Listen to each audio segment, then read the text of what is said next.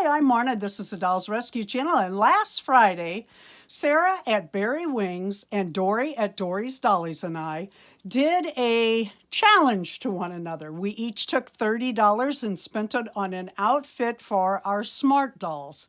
It was a lot of fun. Thank you, ladies. Then we asked you to participate by voting.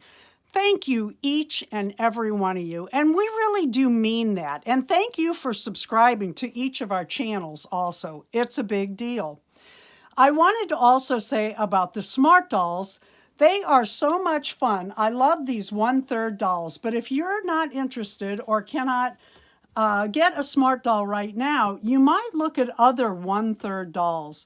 These are inexpensive at AliExpress, and they wear the same clothing that the Smart Dolls can.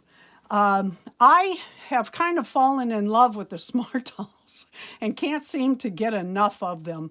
They're so beautiful, they're so well made, but I'll tell you, I have a place in my heart for these girls. I love these girls. We used to do a beginner sewer series once a month on our channel, and I use these 1/3 dolls a lot.